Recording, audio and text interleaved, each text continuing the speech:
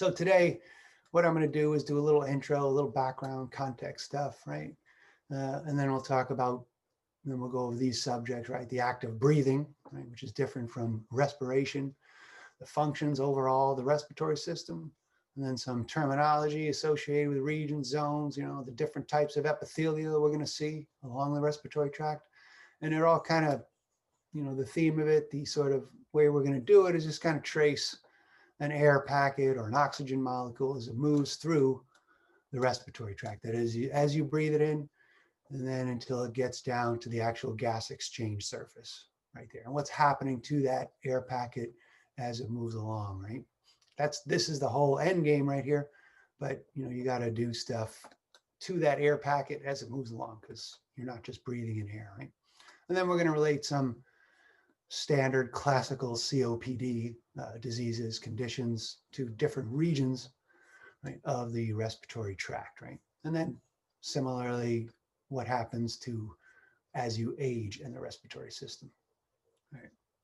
So just to get away from all that nastiness with diseases and stuff, we're gonna start with my typical red dot moments. You don't have to know anything about this, but it's a little bit biological context of the respiratory system, right? Basically why we need to breathe, why we need these breathing apparatuses, right? So this is a nice amoeba sitting in a pond, right? It's got oxygen, it's got glucose, it's got our nutrients of some sort floating around in there. And because it's exposed, this is a single cell, it can bring in, oxygen is going to diffuse through the cell membrane because it's a lipid soluble molecule. So carbon dioxide is going to diffuse out of the cell membrane, right? And other stuff, nutrients and stuff will be brought in a little bit more purposefully, but all that is to allow this cell to live, right? To survive and reproduce, because it needs to do work to do that. It needs ATP to do ATP. You need nutrients, you need oxygen, stuff like that, right? And all that work is going to cause a lot of waste, and so the cell's got to get rid of it, right? But you need to get it, just needs it from the atmosphere. Oxygen is within the water. The oxygen can diffuse in based on concentration differences, right? So it's easy in that sense. If you're a single cell, you don't need any kind of system. You're just bringing stuff in, right? Even if you're a very simple organism that could actually exchange gases and nutrients with the environment around it, you don't really need a system per se to bring that oxygen into the body, because you're small enough and all your cells are going to be exposed to some kind of aqueous environment in which you have oxygen and a way to get rid of the carbon dioxide just from your exposure to, just from your cells' exposure to the environment, right? But always there's an aqueous environment. All cells need some kind of aqueous environment, right? For this gas exchange. Oxygen, this couldn't happen in air, for instance, right? So like earthworms, for instance, they're in a moist environment. They have moist skin, right? So there's a coating of aqueous environment. They're living in there. They could actually breathe through their skin. That is, oxygen can diffuse through their epidermis, right? And get into the capillaries that are lining it, right? And that'll supply the whole worm body with the needed oxygen, right? So for us, though, we are, we don't have that kind of capabilities, right? We have this stratified squamous and epithelia lining your entire body, lining your head, plus you have all this deep tissue, right? So even if oxygen can get in, but you can't, it bounces right off. Not really. It just doesn't get in through the skin for the most part. It's not going to be able to get in here, right? You're going to need some kind of apparatus, right, to get oxygen in here, and then furthermore to get that oxygen to all the deep tissues, right, of the brain, the deepest parts of your brain, right, the deepest parts in the middle of your muscle, right? So you're going to have to get oxygen inside the body, and then you're going to have this whole transport system, right? So that's this whole unit basically is looking at the today we're going to be looking at getting oxygen, gas exchange in the lungs right here, and then Next, we're going to be looking at the system of vessels that are going to bring blood all over to the body, as well as the central pump that pumps that to the body, right? So all this is kind of related to what we'll be talking about this whole unit, right? How do you get oxygen in the body? How do you get that oxygen into the deepest tissues of your body? And how does that gas exchange occur? So for us, right, for today, we're at this respiratory system, right? Which is going to include all the apparatuses for getting the air into the body, and then all these apparatuses here in the lungs, which look a little more something like this, right? This tiny, these big tubes going into these big structures that have these tiny little millions and millions, hundreds of millions of little air sacs. Right? So you can kind of think of your lungs as these air sacs, right? But you can think of them as one big one, right? Where gas is coming in and exchanging with these capillaries that are surrounding them right here, right? So the whole thing is we got to get the air down here and we got to get it clean. We can't have a bunch of junk in here, and we have to have it, optimal for exchange with this tissue in here, right? So as we do so, right, we're going to be looking at what happens as air is breathed in through the nose and through the nasal cavity and down through these shared regions with the digestive tract, and then into the trachea, right, down into the bronchi, and then out into these fine, smaller and smaller branches until they finally get to those little air sacs within here, right? Hundreds and hundreds of millions of these, right? So, we're saying you have this much surface area within your thoracic cavity, but because of all these tiny little air sacs, you have like much, much more, right? Surface area for gas exchange. So this is the kind of thinking you want to do here, right? What's this air molecule or, air packet or oxygen molecule seeing? What's it looking at when it looks around as it travels through this whole respiratory tract, right? What is the epithelial lining? And then what's happening to it, right? How does it change as it goes along here? How do we basically condition that air for optimal gas exchange, right? And protect the lungs in the meanwhile. Hey, Professor. Yeah.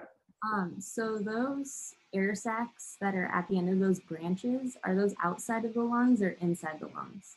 They're part of the lungs, right? Yeah. So like, whoops.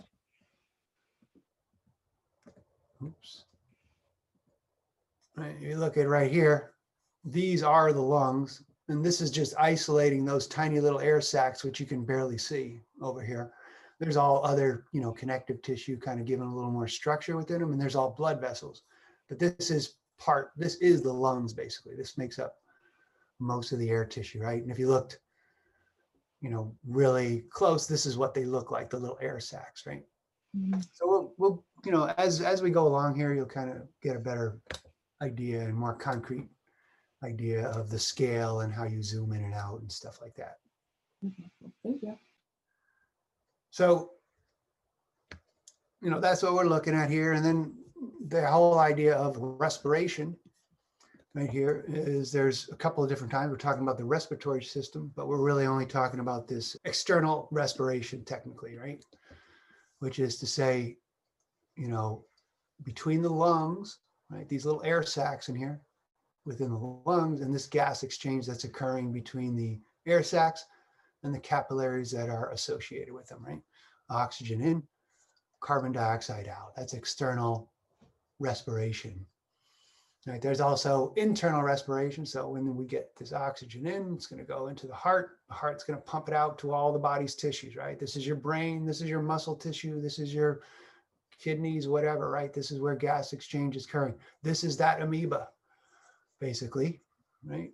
This is its surroundings, right? Even though it's connected to all these other ones, at this point, this is the end game right here. Oxygen is going to diffuse out into the interstitial space and then into these cells right here, right? So this will be part of your vascular system when we talk about that. This whole last stage, we're leaving the capillaries and into the cells right there. We don't talk about this. This is called internal respiration. We don't talk about that cellular respiration in this class, right? That's the actual making of ATP and all that stuff, like breaking down everything. But we don't talk about that. You could learn all about that in your gen bio, maybe a little physio class. So the other part, so what this is, external respiration is our, what we're talking about. Breathing in particular is just bringing the oxygen into these air spaces, right? So this is something different. This is not the exchange. It's just getting the air inside the body, right? So atmosphere to lungs. Breathing is another term for it, is ventilation, right? So this part I just want to briefly cover before we get into the actual pathway stuff. All right, so for that, right, air is being inhaled and exhaled out of the body, right? And this is all going to be done by these, muscles, your diaphragm, your rib muscles, your intercostals, right? Your internal intercostals are going to be doing this process right here, right? And this is inhalation and exhalation. This is all skeletal muscle movements, right? You can do this manually. You could take a deep breath and hold it for as long as you can. You can let it out, but it's also done by those respiratory centers in the medulla oblongata and pons, if you remember anything about that, right? Those are kind of doing the natural unconscious breathing. There's also, different types of more forced breathing and stuff, but we're just talking about passive breathing for our purposes. So with just a little bit of physiology here, the whole idea is that those muscle contractions over here are going to expand the space within the thoracic cavity, right? So the lungs are going to be stretched out, they're going to be pulled out. So when you do that, you're increasing the volume of the lung space in here. Your alveoli, all that stuff is being increased. When you increase the volume, you decrease the pressure inside here. When the pressure is decreased relative to the outside, that means the outside pressure is going to move the air into the lungs, right? So you're not actually, air's not falling in to your lungs. You're not sucking it in really. I mean, you could, but really you're creating this pressure gradient, right? So that the pressure outside is greater than the pressure inside, right? And air flows in. That's just the way it works. And then when you exhale, you're squeezing the lungs. They're getting smaller, right? The pressure, the volume decreases, which increases the pressure inside the lungs, and that's going to push the air out, right? So one thing to mention here, and you don't have to know any of this pressure stuff, just don't worry about it. You will have to know a lot about it during physiology, but you don't have to know now. Just basically that these muscles, that's what they're doing. They're increasing the volume of thoracic cavity, creating this increased volume, decreased pressure. This will also become important when we talk about venous return, right? Because it's going to create this lower pressure over here, which is going to be greater than the pressure down here, which is going to draw blood up and lymphatic fluid up there. All right. And then the other thing, while we're here, I'll mention about COVID, one of the main, what you call comorbidities, that is the reason why some people get a lot sicker, end up hospitalized and dying than other. One of the big comorbidities is obesity, right? And for one reason is just the pure physical thing, right? They have obstruction down in this area, making it harder for them to actually breathe, right? When they're already compromised situation. That's one big factor of kind of physical factor straight up. All right, but anyway, the other thing I mentioned here is recoil passively. That is, there is a lot of elasticity within the lungs, both in the muscle and the rib cage, the cartilage around there. Well, the cartilage is just flexible, but there's a lot of elasticity. That means that breathing out normally in a healthy person is a passive process. You don't really need to expend energy in normal, like quiet breathing right there. Right? The energy is expended during the contraction here, but there's like a stretched balloon. There's a sort of stored energy. And then when you relax that, it kind of pushes, it kind of recoils and then causes this whole area to decrease. Mention one more thing about that. But first, those muscles, right, that you have to know, the question, what are the structures that allow inhalation? Your diaphragm is the biggest one, right? That's sitting, your lungs are sitting right here. When it contracts, it's pulling down, right? Increasing, basically the thoracic cavity size, which pulls the lungs out with it. Your intercostals are also expanding the thoracic cage in a way that's not super easy to understand, but it happens, right? So this, again, inhalation by those external intercostals and your diaphragm is that more active process, contraction. And here you just kind of let go, and it's a little more of a passive process, right? Unless some of these elasticity have been compromised, which happens in a lot of things, and you have to do forced breathing. So this is one of the things I want to mention right here when we're talking about that breathing, because later on it'll be when we talk about emphysema and stuff like that. You know, one thing that happens is elastic fibers within the lung tissue itself that are surrounding these little balls, right? When you breathe in, these blow up like little balloons. And because of these elastic fibers, they're storing that energy, right? And then once these relax, they push the air out. So exhalation is a passive process, right? Because of these elastic fibers. So we'll see, you know, when these break down, which they do in a number of conditions, including aging, then you have this problem with this. You have to actually exert more energy to exhale. All right. So that is it. I just wanted to mention that about actual breathing, that is inhalation and exhalation. So now we're getting into the functions. We're going to look at mainly the functions related to this, you know, basic function, which is gas exchange, right? That's the whole reason we have this system. And then a lot of the other functions are going to be related to this gas exchange, not indirectly. But in any case, oxygen in from the air sac to the overlying capillaries, carbon dioxide out from the blood into this air sacs, right? And that's the little space, these air sacs, there where this is going to be occurring, right? This gas exchange. But, you know, that's what we want. And if we could just breathe in pure oxygen, it would be nice. But, you know, really, there's all sorts of things you're breathing in the air besides coronaviruses. You have pollutants, you have, what do you call allergens?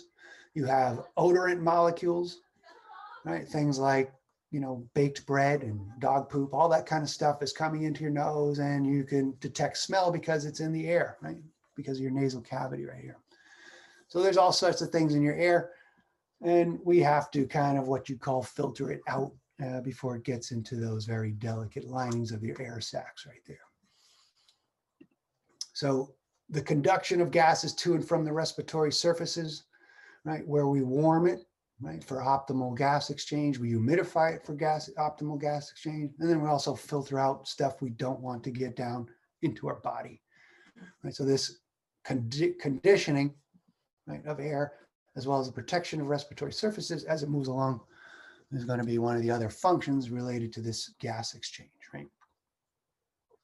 And then the other thing that are not directly related to it, but are going to kind of make use of the fact that we have this air traveling up and down these pipes, and the air has odor molecules, our sound production. That is the way our ability to, you know, use our voices and stuff from this air, as well as the odor molecules are going to be sensed within your nasal epithelia there. All right, so these are the functions, general functions. Most of them are related to gas exchange, but there's a couple on the outside there. All right, and so, you know, again, you'll see these terms, upper respiratory tract, right? You know, air moves in at a certain point, and it becomes the lower respiratory tract, right? And this is just, you'll hear upper respiratory tract diseases or respiratory diseases, lower respiratory tract diseases, right? So that's what they mean. There's a certain area that's considered the lower respiratory tract, which is going to include, you know, the very deepest parts, but really starting at your larynx over here. And so as we move along, we're going to follow the air here. You know, what does the air follow? What are the structures that it sees along the way, right? As it passes through these different regions into the final place, right? And then, you know, what does it look when it sees? What are the cell types? What is the tissue types? What is the arrangement? What are these specific structures that allows it to travel down there and get into the air sac? All right.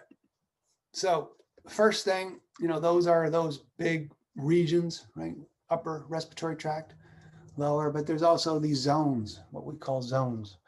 and they're the conductive and the respiratory zones, right? These are terms we'll kind of use, right? The conductive zone is just that transport of air, the whole, basically everything, until all the way you get down to the very tiny air sacs right down here, right? And so it's going to transport it along the way. It's going to warm it. It's going to humidify it. It's going to filter it. This is also where your sound production takes place, right? The respiratory zone function happens at the very end, right? If this is a little tree, and it branches off into smaller and smaller branches until you get the little grapes or whatever these are right here. This, at the very tip, these tiny little things where the actual gas exchange goes on for our purposes, right? There's also immune type cells in here. And this is also because it's interacting with the vascular system. We can increase or decrease the amount of oxygen and carbon dioxide exchange that goes on in this place. All right, but conductive respiratory zones. And the respiratory zone is just where gas exchange is occurring. So up to here, air is just traveling through. Right? There's no gas exchange until you get way down there. And so these zones, starting off with the nose into the nasal cavity, over here into these pharynx, right? This region here, part of which is shared by the digestive system, and until you get to the voice box area over here, where it leads into your windpipe, the trachea, which is going to branch off into the right and left lungs through these bronchi right here. And at this point, you can't see the smaller and smaller branches, but they're within this lung tissue here because they're going to go into smaller branches until they're called bronchioles. Right? And then at the very end there, they're going to start into what's called respiratory bronchioles over here, which can exchange gas. And then mainly what we'll be talking about are these alveolar sacs and the alveoli right here. Those are those air sacs, which I've been referring to right there. And that's where the actual gas exchange will occur. All right. And so again, for terminology purposes, right, there's regions, there's upper respiratory tract. There's going to be, you can call these organs. I never really do. I just call them, parts. There could be different structures like the epiglottis, the uvula, the nasal conchi, the tracheal cartilage, right? But they're one continuous tract, right? Obviously, if you breathe in air, it's going to go through one particular pathway, even if it branches off into different things, right? So, the trachea is an organ, right? But it's also part of this continuous tract right there. So I just usually refer to as regions or something like that, just for terminology. But then there's definite structures like the epiglottis here, which you wouldn't really call an organ, right? So there's structures that you're going to want to note as it passes through these tracts right there. The other thing you're going to want to note as the air moves through is the epithelial lining of this, right? This is a tube running through your body. It's going to be lined, as any tube is, with an epithelial. It's going to change as we move through these tracts right here. You're going to start off with, the stratified squamous in the nose, go into what's called the respiratory epithelium, the pseudostratified ciliated columnar epithelium. And then it's going to move down and then eventually into the lungs, where it's going to transition into a couple of things we don't care about, into the final simple squamous epithelial that make up those alveolar cells, right? So pay attention to these type of epithelial as we pass through and their functions. Like, why do you have stratified squamous here? Why do you have pseudostratified? Why do you have simple squamous here? So just as we'll be talking about this, I want to kind of go a little bit more into this pseudostratified ciliated columnar epithelium, PSCC. We use it so much, we just say PSCC epithelia, PSCCE, one of those, right? This is what is referred to commonly as the respiratory epithelia. Right? And so it's present in areas where there's only air, but no food, right? Because there's going to be some parts of the reason why they're shared, right? So it's in a protected part of the body where there's really no danger of serious abrasion, like of a chicken bone going down and damaging it, right? It's only where air is, but it's also inside the body. And it's all part of that conductive zone where you're filtering, conditioning the air. And it does that because the filtering part are these big cilia, like a big shag rug, that can kind of entrap things, but it does it because there's also this layer of mucus over them. Right? So there's these goblet cells that are going to trap that, and then cilia, which moves things, it's going to move it out of the lower respiratory tract, right, for expulsion of some sort, right? And because it's a mucus layer, and because the underneath tissue is highly vascular, it could also warm the air as it goes along right there. Right? So this is a thin layer of cells, right, that's going to provide these functions, and we'll go more into it as we go along particular regions, right? But that's your pseudostratified ciliated columnar epithelia.